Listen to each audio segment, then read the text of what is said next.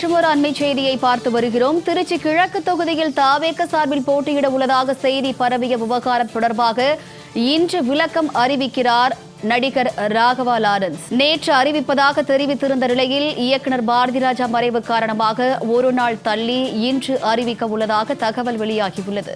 இது தொடர்பான கூடுதல் விவரங்களை செய்தியாளர் லாவண்யா வழங்க கேட்கலாம். வணக்கம் லாவண்யா, இது தொடர்பான முழு விவரங்கள் என்ன?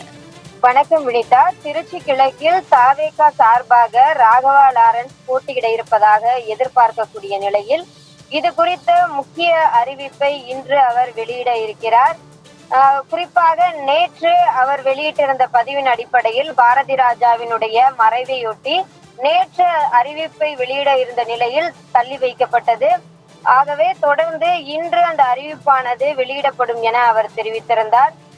மேலும் சினிமா துறைக்கு அவர் பல்வேறு வகையிலே ஒரு மிக முக்கியமான ஒரு பிரபலமாக இருக்கிறார் ராகவா லாரன்ஸ். அது மட்டுமல்லாமல் சமூக சேவையிலுமே தன்னை முன்னிறுத்தி தன்னால் இயன்ற அளவிற்கு அனைவருக்குமே உதவி செய்து வரக்கூடிய ஒரு சூழலில் ராகவா லாரன்ஸ் திருச்சி கிழக்கில் தாவேகா சார்பாக போட்டியிட இருப்பதாக தகவல் வெளியாகி இருக்கிறது. அந்த தகவலை அவர் உறுதிப்படுத்தக்கூடிய ஒரு அறிவிப்பு தான் இன்று வெளியிட இருப்பதாகவும் எதிர்பார்க்கப்படுகிறது.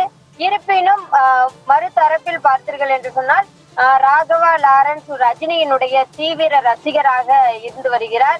இந்த சூழ்நிலையில் அவர் தாவேகாவில் இணைவாரா என்று மறுதரப்பும் ஒரு கேள்வியை எழுப்பி இருக்கக்கூடிய ஒரு சூழலில் உறுதியான ஒரு அறிவிப்பை ராகவா லாரன்ஸ் இன்று வெளியிட இருக்கிறார். 12ஆம் தேதியான இன்று வெள்ளிக்கிழமை காலை 10 மணிக்கு அந்த அறிவிப்பானது வெளியிடப்படுகிறது. வினிதா, விவரங்களுக்கு நன்றி லாவண்யா.